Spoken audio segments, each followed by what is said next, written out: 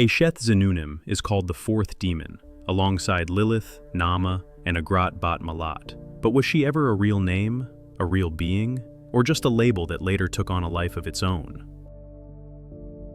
Welcome to Legends Reborn. Tonight, we dive into the story of Eisheth Zenunim, often described as one of the four demon queens, a name whispered across modern demonology, but rooted in something far older. But to understand what she is, we have to follow her trail back through time. We'll start with the portrait people share today, then peel it back layer by layer. Internet lore, occult tables, the Zohar, and finally the biblical phrase beneath it. In modern occult posts and in some initiation-style writings, Eisheth Zenunim is described as more than a demon. She's framed as a force, someone whose presence pulls people in before they even understand what's happening. Across those retellings, she's linked to irresistible attraction and the kind of influence that can shift a room without a single command. Around her name, confidence is treated like something supernatural, as if it can be worn like a perfume. Some writers even call it an initiation into her current, as if the name itself could teach the art of desire, power, and control. In that modern framing, she isn't a lone figure at the edge of a story. She stands inside a darker circle, a presence with a place already waiting for her. From there, her portrait keeps growing. She is introduced as the Woman of Unfaithfulness, a title that sounds like a warning whispered through a half-open door. In the most repeated versions, she doesn't announce herself with thunder. She arrives through attention, the room shifts, and people lean closer. Desire turns from a feeling into a pressure, and the pressure becomes a decision that doesn't feel entirely like their own. That's why so many descriptions focus on influence rather than violence. Eisheth is written as someone who doesn't need chains, because she works through hunger. A glance becomes a hook, a thought becomes a pull. In a few tellings, she feeds on what comes after, the shame, the exhaustion, until the person feels hollowed out, as if something has been taken that can't be named. You'll also find her presented as a teacher. Certain initiation texts speak about Eisheth Zenunim, the way others speak about a current of power, something you step into and carry. The promise is simple in wording, even when it sounds dangerous. Master seduction and influence, until confidence feels unshakable. In those lines, she is the queen of dark desire, not because she rules with an army, but because she rules the moment when a person stops resisting. Her name is also spoken as part of a set. Lilith, Naamah, Agrat Mahlat, and Eisheth Zenunim are presented as a quartet, described as angels of temptation, sometimes as succubi, sometimes as demon queens. The story around them circles towards Samael, named as the mate or ruler connected to their sphere. With that link in place, Eisheth is no longer treated like a single shadow. She becomes one face of a wider night. If you want more on Lilith, Naamah, and Agrat, those videos are already on the channel. Then come the pages that read like biographies. On some popular wiki and forum strands, Eisheth is given a beginning in Eden. She is described as a woman created as a possible partner for Adam, alongside other names from the same circle, before the story breaks into exile. Adam chooses Eve. The others refuse him, step away from the garden, and the distance between them becomes the start of something darker. In that version, Eisheth doesn't fall by accident. She turns, taking the hunger of the world and learning to use it. Once that door is open, the titles stack quickly. Fifth wife of Adam appears. So do Queen of Hell and Satan's bride. Other portraits place her over a southern quarter, sometimes tied to Egypt, giving her a territory as well as a throne.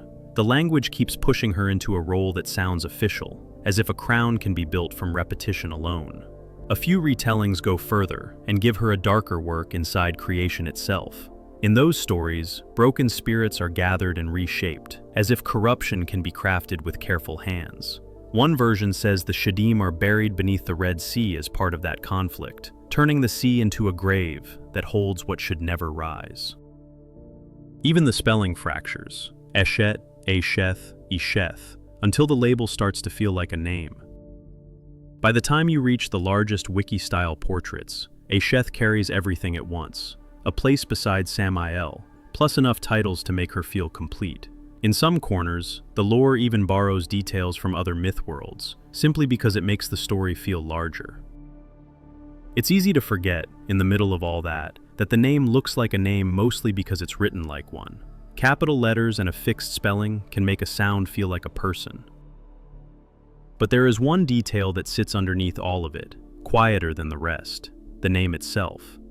Because Eisheth Zenunim doesn't begin as a demon's personal name, it begins as Hebrew. In the book of Hosea, a prophet is told to take an Eisheth Zenunim, often translated as a unfaithful wife or an unfaithful woman. The verse ties that phrase to a land that has turned away, using the language of betrayal to describe a broken bond. In that moment, it reads like a description, not a character, and it carries the weight of accusation rather than the shape of a supernatural being. And that's where the trail turns. A phrase that begins as a human label can later be treated like a presence. Words meant to sting can start living a second life in the dark. Over time, the label gathers a face, then gathers a story that feels separate from the verse that first carried it. In the next layer, the one many people point to in the Zohar, the phrase no longer sits quietly inside prophecy. The Zohar speaks of a distorted sky tied to deception and places the woman of unfaithfulness within that image. Here, she isn't treated as a simple description anymore, but as a figure who moves and acts. The words turn into a she, and that shift changes everything that comes after. In the lines people return to, she is tied to ruin, wrapped in deception, with the feeling that something sacred has been bent into something hungry. She isn't written as a stranger passing through. She is written as an influence that settles in, the way a scent can fill a room without anyone seeing where it came from. When she appears, the tone turns darker, and the world feels slightly off, as if the rules have been loosened just enough for harm to slip through.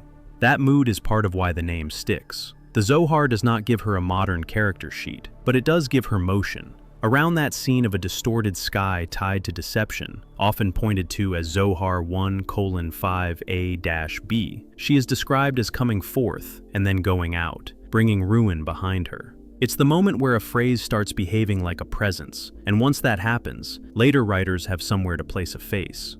From there, relationships begin to form around her. Eisheth is placed near Samael, described as his female counterpart, or as a mate, depending on the retelling. Her name is also pulled into a familiar set with Lilith, Naamah, and Agrat bat Mahlat. In modern summaries, that group is treated like a circle, moving through the night as temptresses, spoken of with the label angels of temptation. In that circle, Eisheth is usually given a quiet kind of authority. She isn't shown as a warrior, she is shown as persuasion that feels like fate. The stories describe her as a succubus figure who reaches people through sleep and fixation, slipping into the private places where longing and shame press together. Sometimes the warning is about the body, other times it is about the mind, about obsession that grows until it starts making choices for you.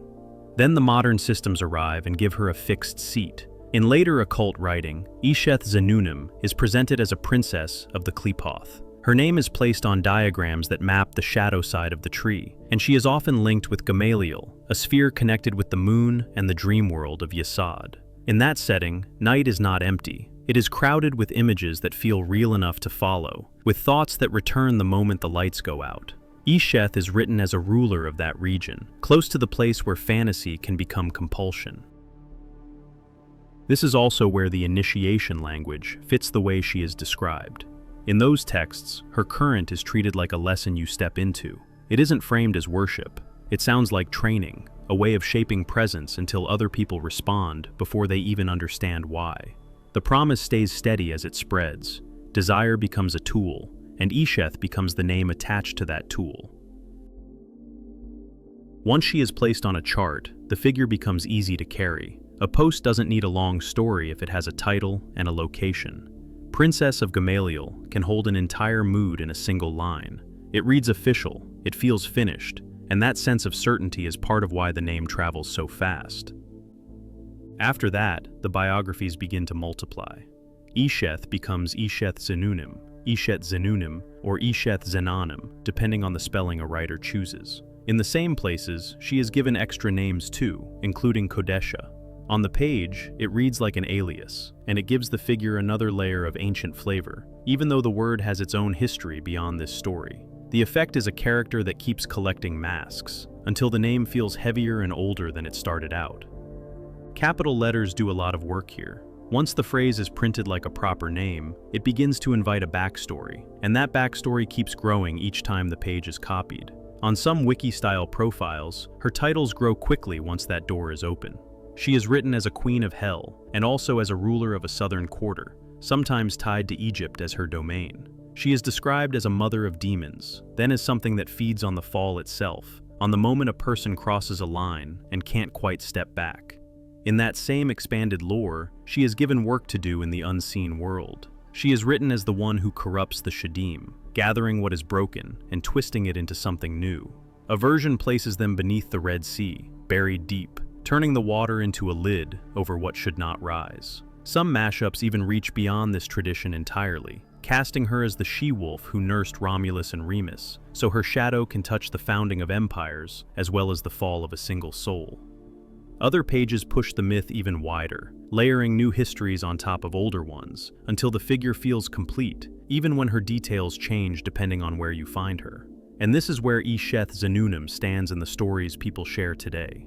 A charged phrase in Hosea becomes a she in the Zohar, then gains a place in occult tables, and finally takes on a full profile online, crowned with titles that keep multiplying. If you follow the trail in order, you don't have to rush to a verdict. You can simply watch how the same words travel through time, gathering meaning as they go. This is Legends Reborn, where the past still breathes. Thank you for watching, and for staying with me all the way to the end. I know these stories can be heavy, so it means a lot that you chose to spend your time here. If you want more episodes like this, you can subscribe, and I'll see you in the next one. Thank you for being here. Until the next story.